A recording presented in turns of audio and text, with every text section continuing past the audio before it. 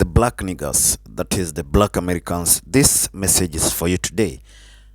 Louis Farrakhan, as you know him, is a bold fighter for equality in America, and he always say that blacks have to know their rights, their plights, and what they stand for. Today, he urges black Americans to stand firm in the fight against impunities that has robbed them what belongs to them. So let us watch this video and comment in the end. If you're watching us for the first time, kindly I urge you to make a subscription, because that is how we build a long-term engagement. So let us watch this video and comment in the end. When Farrakhan comes up to talk about ideas for the advancement of our community of people not anxious, white folks not anxious to back Farrakhan. You know that. That's right. But all the 16 years since the rebuilding effort, the word has gone out among our people, brothers and sisters, and the word has touched the hearts of black people. That's the real bank. Yes, sir. What did Elijah Muhammad say? My bank is what? The hearts of my people. And as long as the hearts of my people are with me, I will never go to the bank and the bank will say insufficient funds. That's right. And what is the black bank worth? The black bank is worth over $300 billion. That's the bank that I'm going to. Yes, sir. I don't believe that our bank, meaning the hearts of black people, are going to turn me down. So, our first effort, as you know, in Chicago, which is the capital, I don't want anybody in Baltimore to feel that if you help me build something for you in Chicago, that Chicago is not Baltimore. Yes, it's true.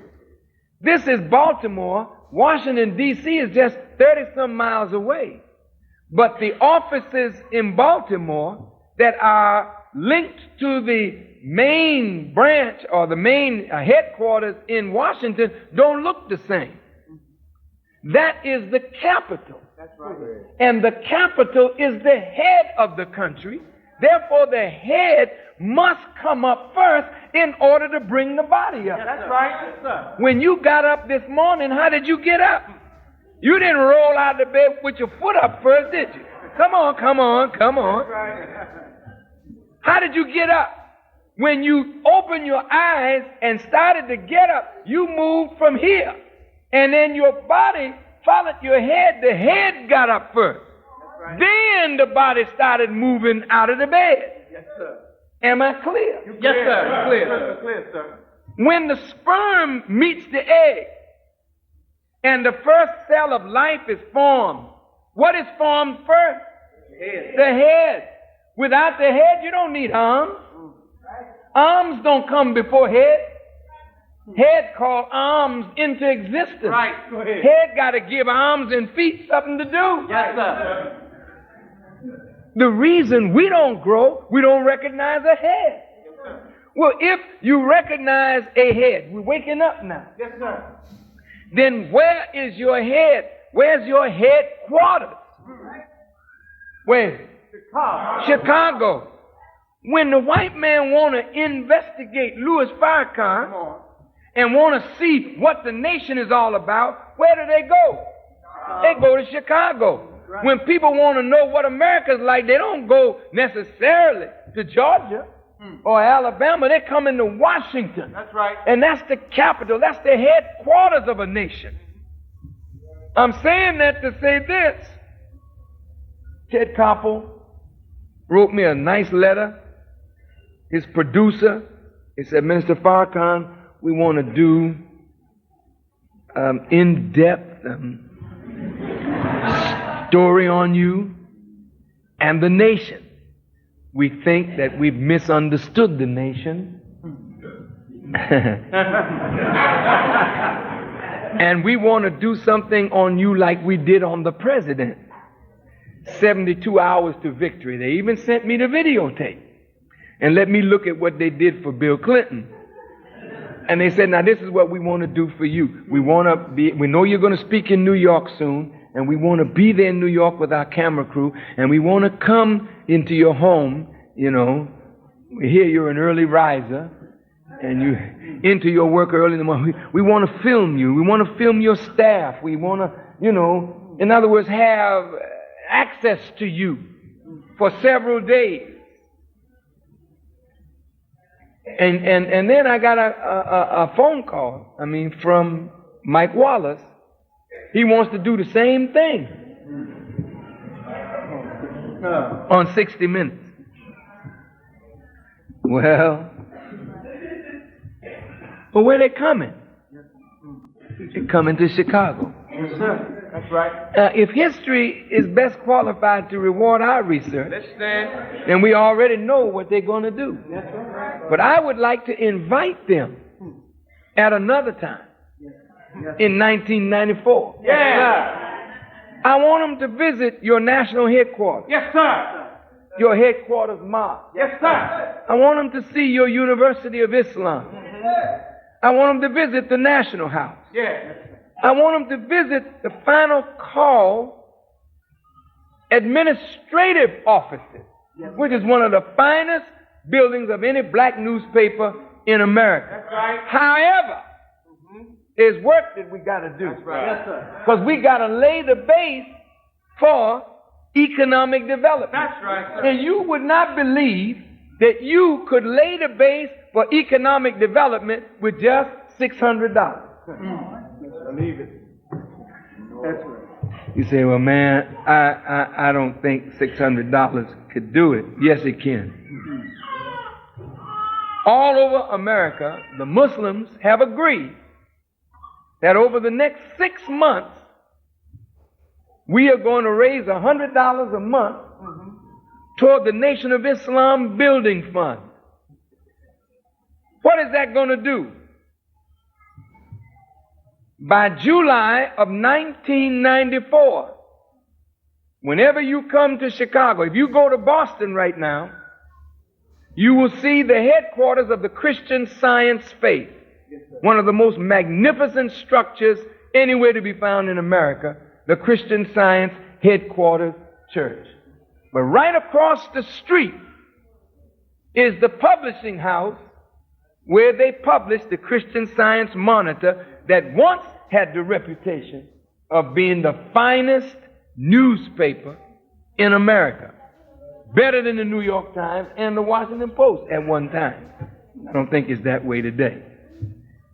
However, if you look at the Jehovah's Witness, you see those little brothers and sisters out there, white and black and Asian, with the watchtower and the awake. You don't think they got an economic side to them? You don't see it. But that watchtower is a huge building in Brooklyn where they print that awake and that watchtower. Isn't that right? They own farmland. You can believe it or let it alone. Do you think the Catholic Church don't have some economics behind it? Come on, brothers and sisters. Come on. You just see the religious part and the educational part, but there's a heavy economic part, because without economics, you can't support education and religious enterprises that go into orphanages and teenage pregnancy homes and homes for unwed mothers and all this kind of thing that appears to be charity, that is supported by some very heavy economic development. We in the Nation of Islam cannot continue to preach the word. We have to now make our word, say it one more time, and bond will give life to our people. We got to stop thinking that it's somebody else that's going to do this, because there's too much cowardice in the black community to challenge the institutions that have dominated our lives. It's only free black men and women who can build institutions that will give life to our people.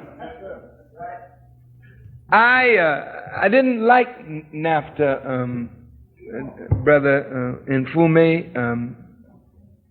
In this last recession, which America is not out of yet, according to the Wall Street Journal, the only group of people that lost jobs were black people. And they say we lost 60,000 jobs. NAFTA may have some very good points in it. I'm sure there are some. But those good points are not good for us. NAFTA, it appears, may create high-tech jobs in a service-oriented economy. But the unlearned, unskilled masses can't fit in that kind of economic equation. What are they going to do with the working man? What are they going to do with the working poor? And what are they going to do with those who are not working but need a job? There is I didn't hear any talk about monies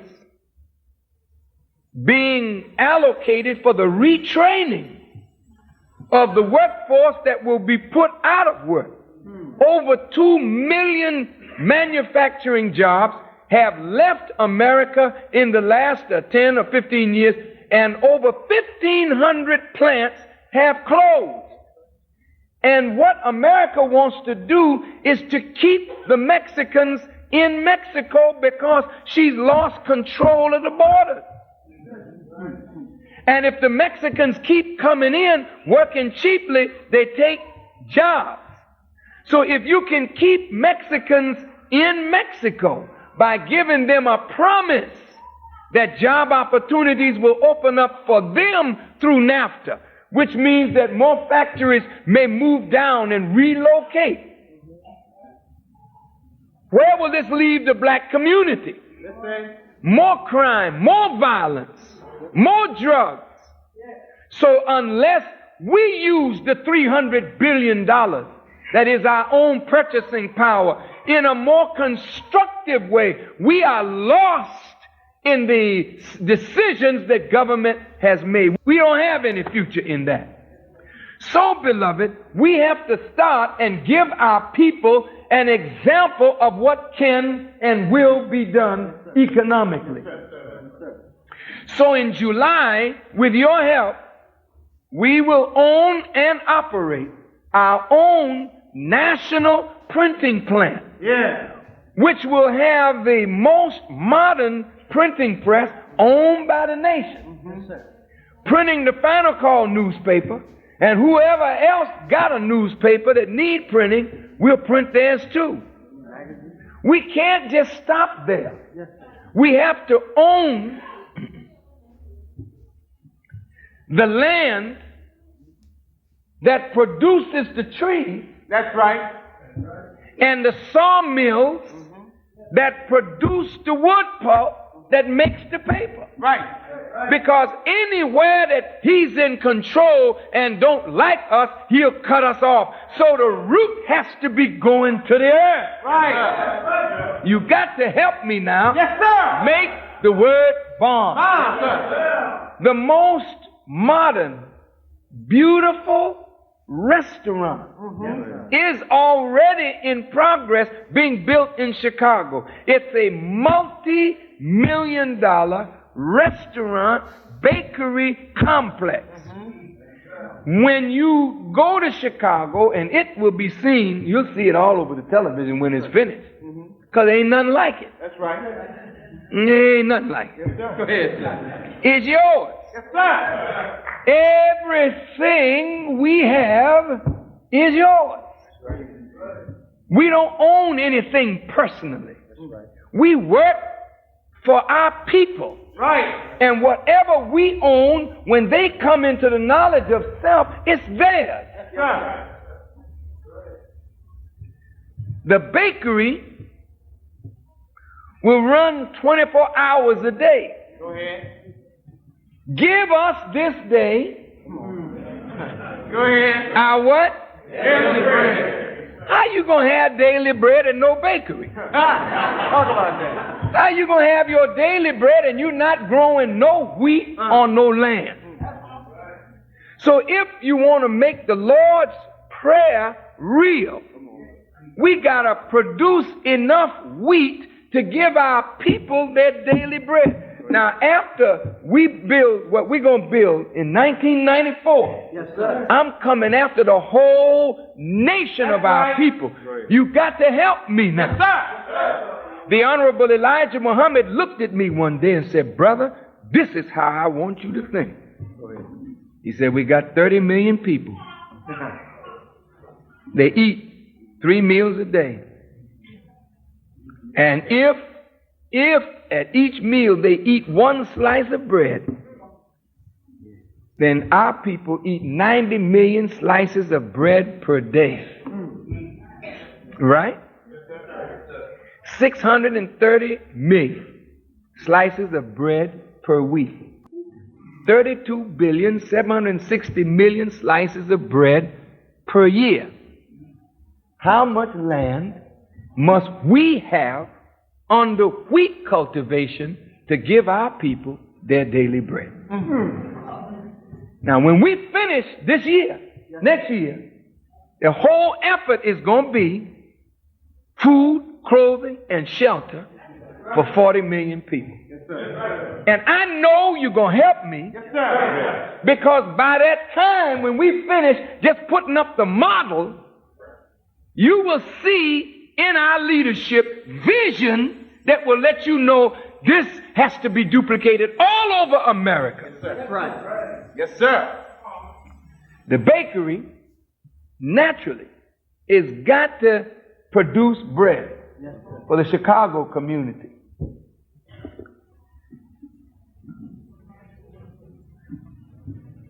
We're going to open an ultra-modern fish house, meaning that fish is better for you than meat. We want to gradually take you away from all red meat. That's right. Because the enemy is pumping it up with hormones and stuff that's killing you and me. And he's poisoning the sea also. So we got to find good, fresh, clean fish and take you away from unclean foods and start changing your diet to one that will lengthen your life. What we are doing in Chicago, we're setting up a model that will be franchised throughout America. Meaning that every mosque can own a blue seed, but individuals in the mosque who have money to invest, or groups of individuals, can also own a franchise. You don't have to be a Muslim to own a franchise. So everywhere you look now, we're in over 120 cities in America, you'll see these franchises pop up, and we'll be the new Mickey D. Only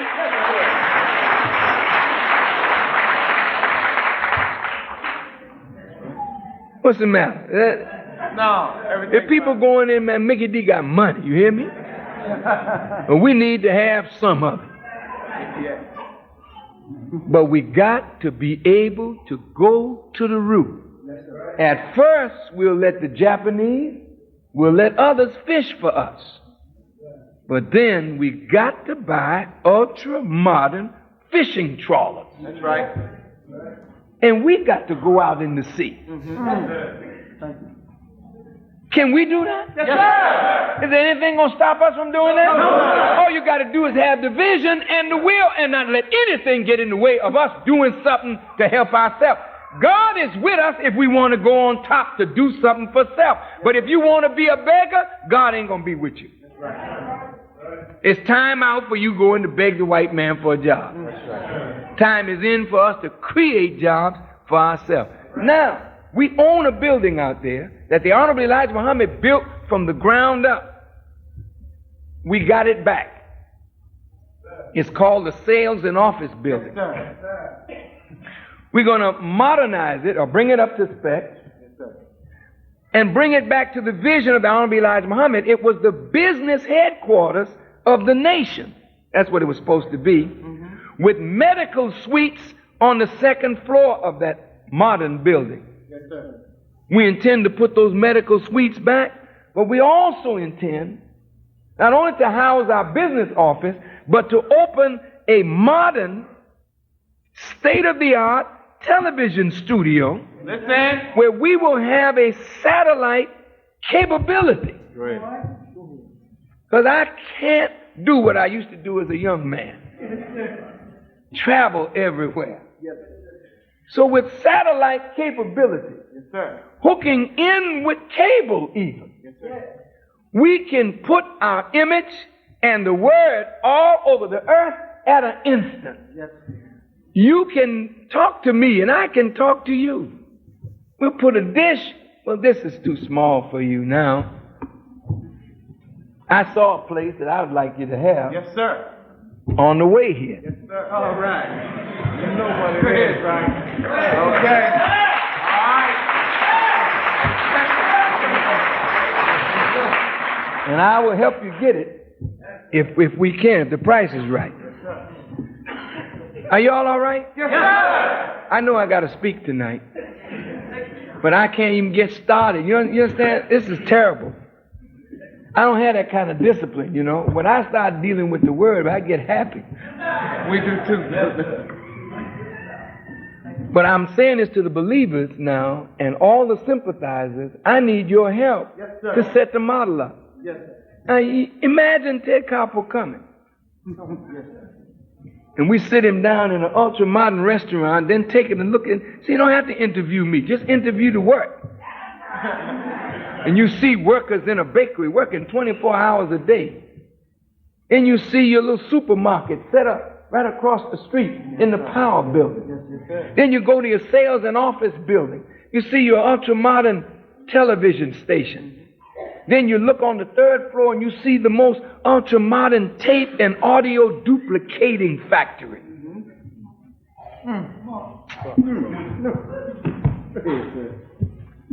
Interstate trucking system. That's right. Carrying our products all across the nation. I ain't talking about no jive little U-Haul it. Go ahead, sir. Come on. Come on. Talking about us owning the big Kentworth, Peterbilt. Yes, sir. Instead of throwing your money away on foolishness, if we just pool our money, we can own these things that dignify us as a people and put ourselves to work at the same time. We're opening up a strip mall. We have the land, and we're going to build a modern strip mall. Our sisters like beauty. Don't you like to be beautiful, sisters? But not in an environment where you learn all the latest filth and gossip. We're going to set up a clean environment. If you want to weave,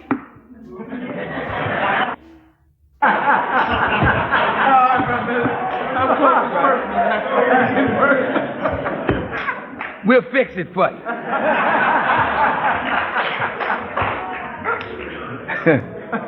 What you want? Sister, we got it. You want your toenails done? You want your hands done? You want the massage and layout and whatnot? We're going to fix it for you. Because you deserve the best.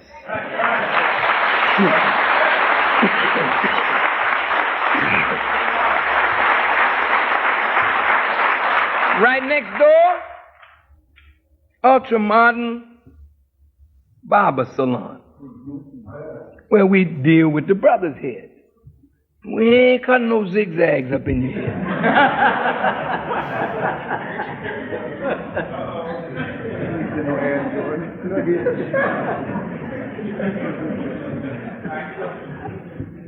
But if you want that, I mean, we can fix you. But we hope that you will not want to make people attracted to the style of your hair, but the content in your head.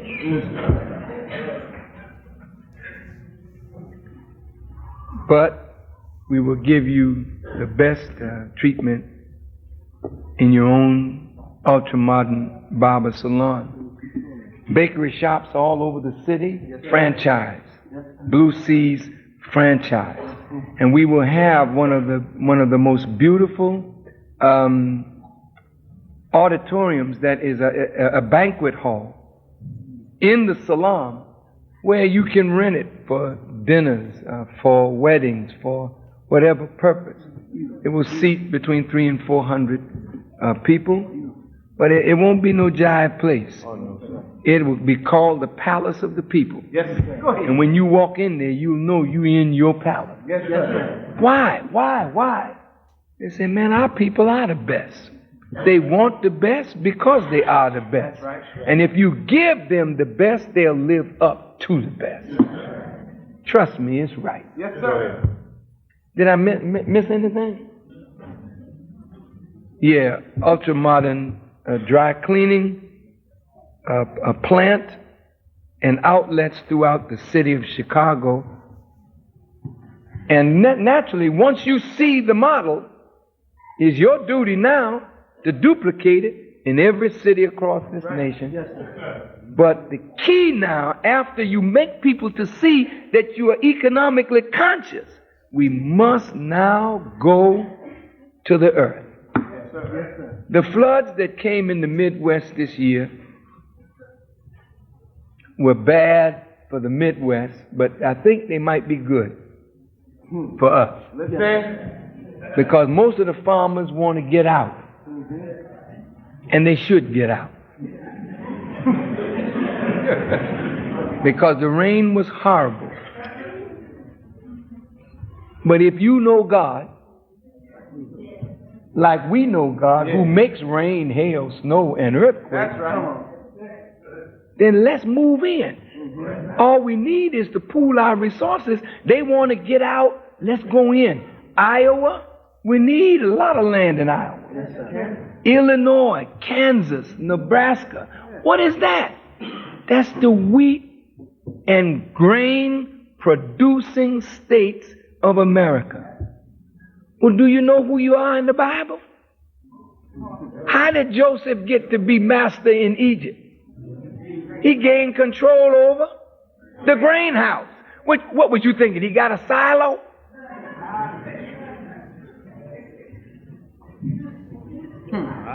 Let's go get the land. And let's show America how to farm right, where you don't have to kill people for profit. Yes, sir. Then white folk will buy what you produce and leave their merchants of death alone. And before you know it, money will flow. But you see, by that time, the army of the Lord will be up and strong, because whatever you do, you're going to have to protect it. Yes, sir. Because you got some crackers around here that don't want to see black folk make that kind of progress, but the army of the Lord will keep them at bay. That's right. Right. You want to shoot, you want to fight. Hell, let's fight fuss up. That's right. Fight to protect what you own. Right. Fight to keep it the way you want it. Right. Then if you have to kill somebody, kill till you get happy until they leave you alone. Listen to me. Listen to me. Now that may sound radical, but there's nobody on this earth who don't have something that they're willing to fight for. That's right. And your problem is you ain't got nothing to fight for, so you fight and kill yourself over nothing. Go ahead. A little jive piece of a drug and powder?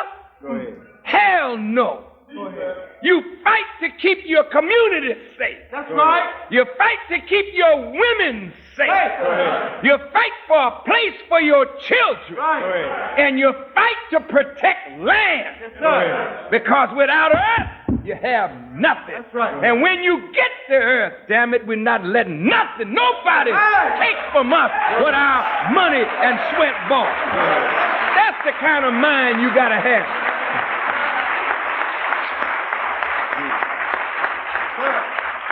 I don't advocate no guns. Go ahead. But I know when it's time. All right. You don't need none now. You too crazy.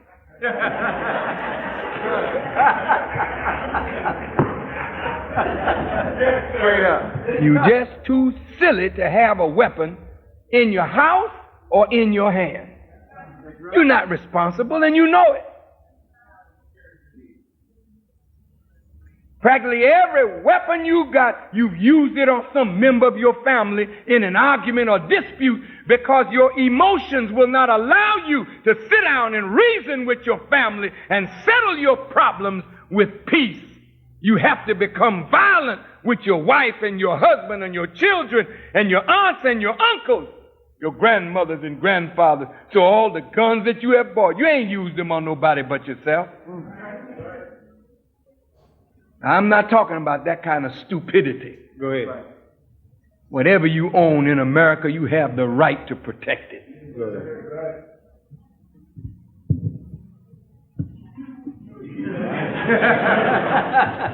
Did you see the Koreans coming out in L.A. with their pistols and they were firing on people? Right. They had a business. They had a right to protect their business. You own some land and let's go to producing, setting up factories, brother. We don't need to beg for nothing. We got it all in our hand. All we need is some unity, vision, purpose. I'm through now. In the beginning was the Word. Yes, go ahead. And the Word was with God, and the Word was God, and the Word contained vision and power and light and life. And today that Word is among us. Let's take that Word and let's go to work on that Word.